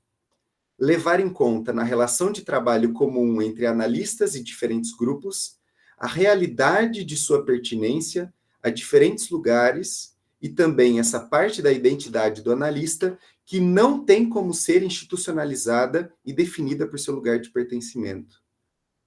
Isso, em suma, equivale a levar em conta a divisão do analista entre o que implica sua posição singular de sujeito desejante e seu pertencimento egóico a um grupo de referência. A eliminação dessa divisão produziria um modelo de analista que, ao situar seu desejo exclusivamente em relação ao grupo de pertencimento, só poderia situar sua palavra em um contexto superegóico, que o Gabriel estava falando, né? No qual ela só pode ser expressa em uníssono, todos unidos. Um discurso uniforme, conforme e que define um dogma. Quer dizer, acho que o que Didier Weil está dizendo, e uma coisa que um outro psicanalista também falava, o François Rostand, tem um livro que chama Um Destino Funesto, né? Ele fala assim, todos os problemas, desde o início da instituição psicanalítica, refletem essa dinâmica em que os sujeitos se veem presos a uma identificação egóica, a um grupo, a uma identidade, e não reconhecem, suprimem essa parte da singularidade desejante, que é o que causa mal-estar ao grupo. Quer dizer, essa singularidade desejante, quando advém, né, em termos lacanianos, eu vejo como nada mais sendo do que o próprio discurso analítico. Isso que intervém a cada revolução discursiva, isso que provoca o mal-estar na formação de grupo, isso que provoca o mal-estar na massificação e no amor. Do Didier Weil. Alain Didier Weil, depois eu posso passar as referências. Mas eu acho esse processo importante de olhar, porque não tira da psicanálise o potencial que ela tem de acentuar as intrigas, de acentuar a irredutibilidade de cada desejo em relação à norma, em relação à massa. Ainda que ela não provoque uma grande revolução, ela que eu falei, essa psicanálise não é revolucionária, mas ela aponta esses momentos em que é possível que um discurso faça advir o desejo, faça advir a singularidade, para além da massificação. E isso não vem sem mal-estar. Eu acho que, de um certo modo, dá para a gente pensar as relações disso com o ideal do eu e a particularidade brasileira do ideal do eu, que seja, né? O Lacan vai dizer lá no Seminário 8, com um exemplo muito legal, né, que ele pega de uma outra psicanalista, acho que é a Margaret Little. Ele fala assim, né, de um sujeito que dizia, que fazia au toda vez que entrar na sala. Já devem ter visto esse caso, né? Antes do cara entrar na sala da psicanalista, ele dava uma tossidinha, quase que latindo, para que ela parasse de virar cachorro e se tornasse analista de novo. Uma loucura do cara, né? Neurose. E aí, o que o Lacan vai dizer é, olha, essa função é exatamente a do ideal do eu, porque ela reúne num significante o modo como o mundo inteiro deve ser. A função ideal do eu é essa. O mundo inteiro deve pensar isso. O mundo inteiro deve ser assim. E a função do discurso analítico é quebrar esse funcionamento. A função do discurso analítico é, sejam quais forem as particularidades que isso se apresente num contexto, e que são violentas e que têm efeitos sociais, evidentemente, mas a função do discurso analítico é fazer nisso advir o desejo, ou seja, ver o que nisso há de libido. Ver o que nisso há de libido que, quando sufocada, retorna como sintoma. Então, eu vejo que a potencialidade de tratar analiticamente esses fatos é colocar no ponto mais verdadeiro da nossa experiência todo o potencial que ela pode ter. Enfim, acho que desenhei um pouco por aí as questões que eu pensei a partir do que vocês colocaram. Obrigado, Júlio. Acho que queria continuar um pouquinho, né, antes de abrir para a discussão final do grupo. Até me ocorre, eu conheci o Alain Didier velho antes do falecimento dele, e ele sempre tinha algo muito interessante, que sempre quando ele estava num grupo, para quem não conhece, o Alain Didier velho foi um psicanalista importante, né, que frequentou os seminários Lacan, que inclusive interviu no seminário, fez uma intervenção no seminário 24, com aquilo que viraria, né, os 3 tempos do supereu, né, uma teorização sobre a pulsão invocante também, e teve uma carreira muito marcada por uma busca constante de pensar com a psicanálise, sobre psicanálise e na arte, né, na interface com as artes, com o teatro, com a música. E o Alain Didier velho, ele jamais deixava alguém em silêncio num grupo. O que significa dizer, né, que sempre ele interrogava cada um. O que você pensou? Não é como se não é exatamente o que a gente vai dizer, mas esse dispositivo de cada um tem que produzir algo, né, com a sua voz, ou seja, como aquilo que a gente apresenta num determinado lugar, pode ser num grupo, numa conferência, numa provocação para um fazer clínico, né, como aquilo funciona como uma pulsão chamativa para o sujeito, né, de modo que isso pudesse ser um subterfúgio para vencer o supereu, que no final das contas, se o supereu vence, ele cala todo mundo, ele inibe. E a ideia dessa disciplina que é isso, primeiro, né, dizer, bom, na universidade, pensando a universidade psicanaliticamente, pensando sobre psicanálise aqui, mas também fazendo da pesquisa universitária uma alteridade para a psicanálise, a gente convida a pensar que as intervenções e as modalidades de clínicas psicanalíticas que se deem no social e que muitas vezes têm uma preocupação de intervir a partir ou em certas questões sociais, elas têm um eixo formativo muito importante para psicanalistas.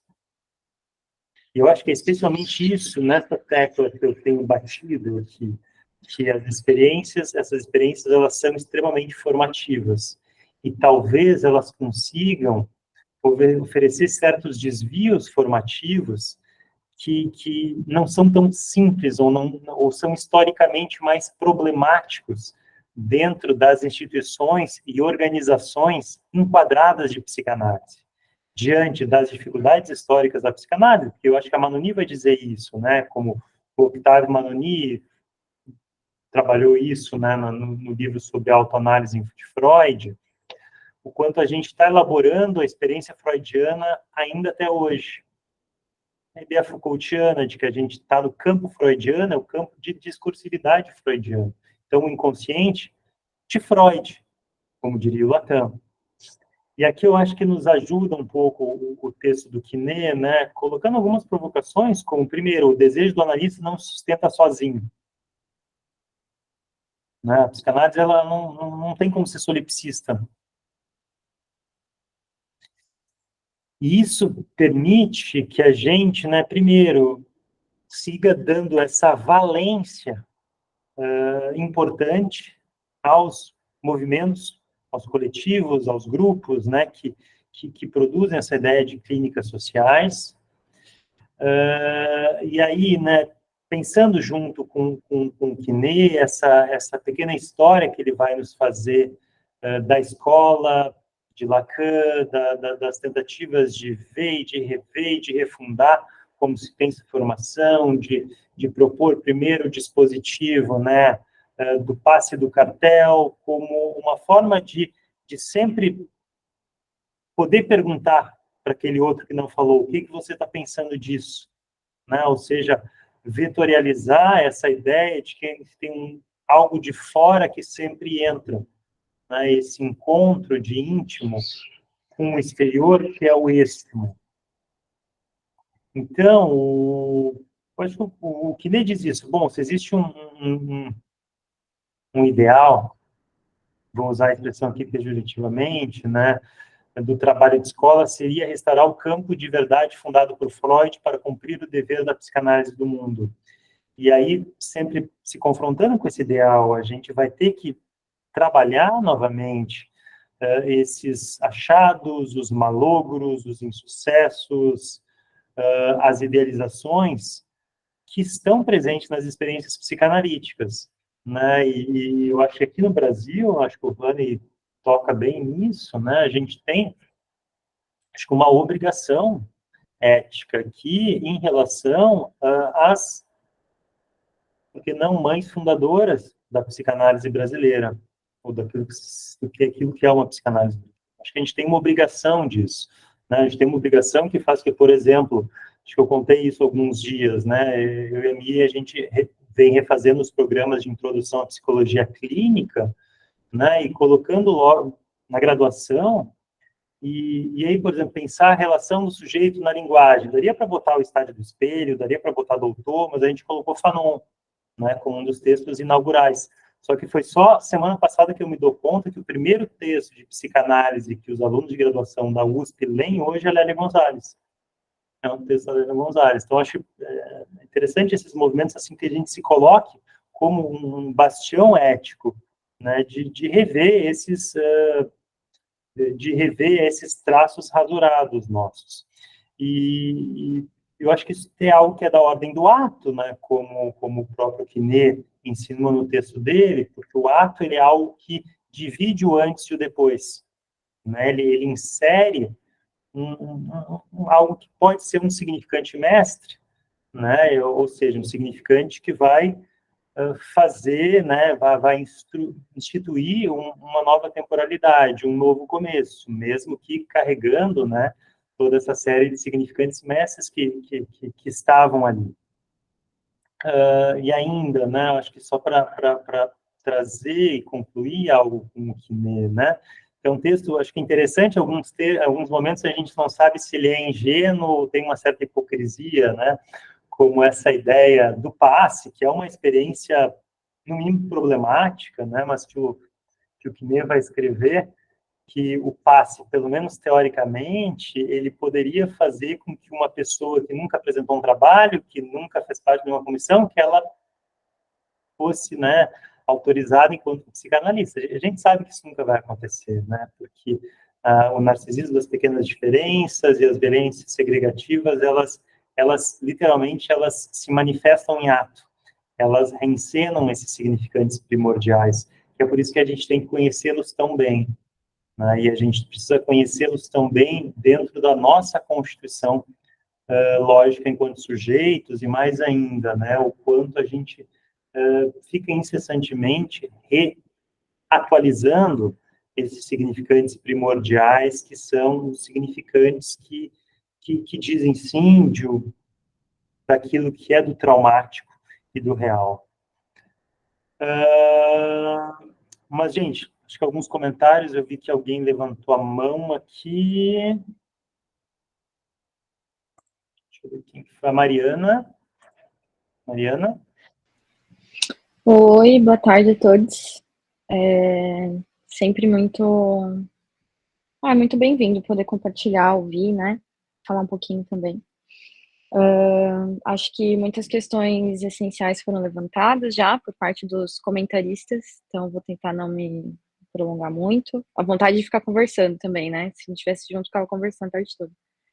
Mas estava pensando sobre o que vocês dois trouxeram, né? Queria agradecer a fala de Hannah e de Júlio. E estava pensando sobre, para não repetir o que as pessoas já falaram, né? Estava pensando dessa, talvez, segmentarização, que é um perigo, né? De fazer, assim, das coisas. Então, quando a gente pensa em discurso social, né? O que é esse social? E aí fiquei pensando aqui, tô com um monte de aba aberta, né? No meu navegador. E aí veio essa alusão, assim, de que quando a gente coloca esses termos que vocês trouxeram e trabalharam, ou até outros que o pessoal que comentou trouxe, né? Branquitude, raça, os próprios termos da psicanálise que fazem parte da formação, como se fossem coisas segmentadas, né, e não coisas conectadas ou integradas, a gente acaba despotencializando esse potencial criativo, né, do próprio, como o Júlio estava falando, do próprio discurso analítico, enfim. E aí eu fiquei pensando quando o Haney fala também dessa questão das mães fundadoras, que é uma ideia que a gente sempre precisa recuperar nesses espaços em que isso foi perdido, né, que não são todos, mas que acontece bastante, pelo menos nos espaços que eu participo, né, de que pensar, então, em psicanálise e racismo, e pensando em racismo como um equivalente à branquitude, né, um não existe sem o outro, assim, de que não tem como colocar isso numa aba, né, eu acho muito curioso quando a gente faz parte de um monte de GT super específico, aí o 11º é raça e gênero, e aí eu fico assim, ué, mas raça e gênero, então só que é obrigatório, no resto não é obrigatório falar sobre isso, né. E aí, no fim das contas, não, né? A questão é que é realmente uma decisão a gente fazer esse apontamento, porque o convite é para que não seja feito, mas não é porque ele não está sendo feito, né?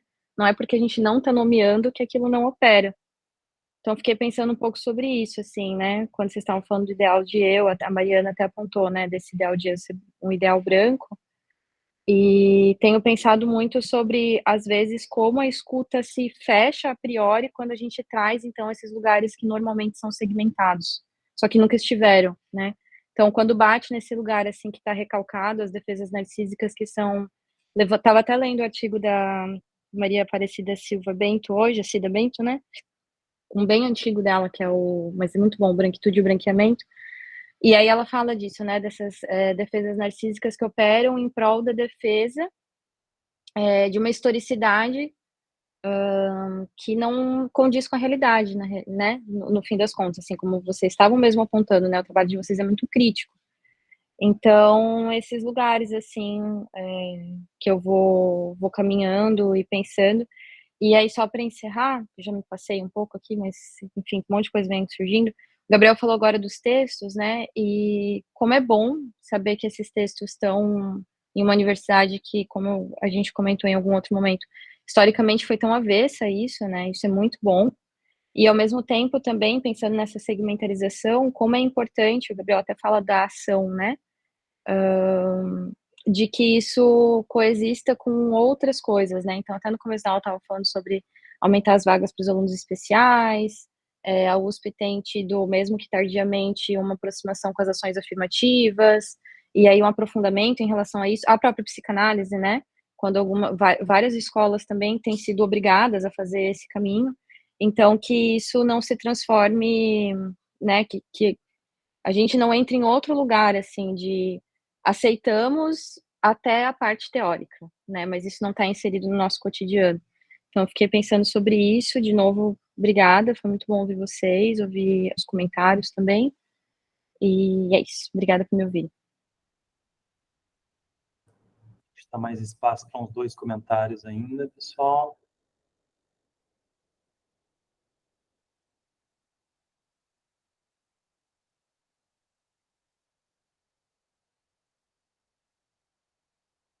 Silêncio não, gente, senão eu vou perguntar um por um aqui o que achou. O que está pensando? É isso que o Adão de Dia veio perguntar. O que você está pensando? Que é uma pergunta analítica em si, né? Eu queria comentar uma coisa.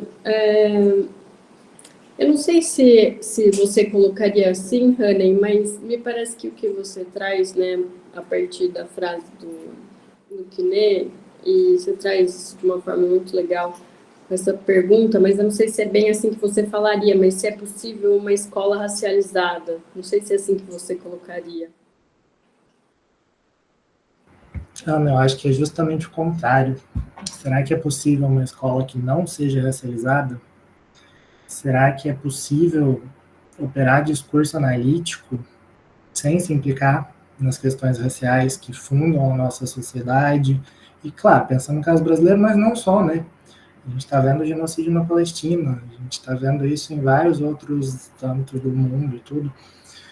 E eu acho que essa é uma questão importante, assim, né? Será que é possível a psicanálise desracializada? E eu acho que o que eu estou tentando sustentar aqui é justamente isso, assim, que quando a gente opera um discurso analítico, a gente se aproxima disso. Não quer dizer que vai chegar lá, não quer dizer que são a mesma coisa, mas eu acho que quando a gente exclui a racialidade, quando a gente tenta apartar essas questões, aí a psicanálise se torna impossível. E eu acho que é justamente em sustentar assim, todos os incômodos, os estranhamentos que surgem para pensar isso, para tentar modificar isso, é onde a gente consegue vislumbrar a mudança. Pensando justamente nisso, o que é resistência, o que aparece como resistência e o que não é, que sempre teve aí e a gente está só apagando, só ignorando, mas que está aí, sempre teve. Acho que é isso. Porque eu acho que é uma grande questão. Eu estou no contexto do fórum e a gente está trabalhando há 2 anos e meio aqui em Campinas, e agora, amanhã, tem uma assembleia em Paris, onde, teoricamente, a gente seria reconhecido como fórum, né? Mas, de fato, essa é uma questão que não surge nem ali, a priori, e também não surge no contexto do coletivo onde eu estou, que é um contexto completamente outro, sim, quer dizer, mais ou menos outro.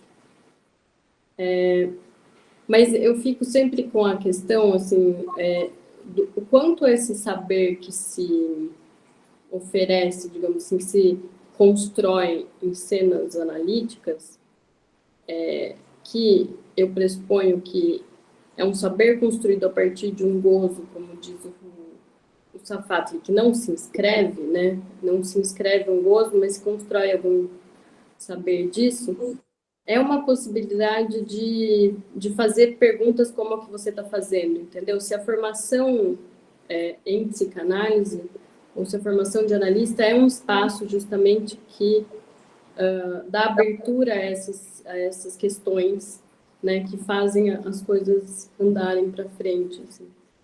Eu tenho, acho que, essa esperança de alguma forma, assim. Tem uma coisa, juntando alguns dos comentários de vocês. A psicanálise, ela né, é uma hipótese freudiana, lacaniana. Ela aparece para dar conta do mal-estar, né, nas suas diferentes modalidades. Mal-estar, se a gente for traduzir ou fazer uma transliteração para a obra lacaniana, ele pode ser entendido como algo real e também como objeto pequeno. Então, para dar como uma das ferramentas para dar conta do mal-estar, né, é isso, tem um duplo mandato para dar conta desse mal-estar. E esse duplo mandato pode, sim, ser entendido como com esse vetor da subversão, daquilo que provoca o mal-estar e das condições que são totalitárias na cultura, nas sociedades. Mas a gente também sempre pode incorrer, né, numa espécie de paliativo diante do mal-estar. A gente sempre tem esse risco. Mas, bom, gente, a gente vai ter que encerrar hoje pontualmente por conta de uma banca, mas a gente vai finalizar semana que vem, né, com uma apresentação de três espaços grupais de trabalho de reflexão e psicanálise, e aí a gente vai ter 5 pessoas, né, de coletivos, desses 3 coletivos, a Ana, a Beatriz, a Pierina, a Tatiana e o Roberval, que vão fazer apresentações de cerca de 20 minutos de cada um desses coletivos, e aí a gente vai fazer um fechamento né, da disciplina, lembrando que uma semana depois, no dia 17, quem está inscrito como regular ou como especial e não fez uma apresentação, nem deu aula, aí tem que submeter uma pequena resenha, né, para validar a sua presença aqui no seminário. Então tá, gente, muito obrigado. Boa semana, até semana que vem para a nossa finalização. Obrigada, professor. Tchau. Tchau, pessoal. Boa semana. Até mais, pessoal. Um abraço. Tchau, tchau. Nossa. Tchau, tchau.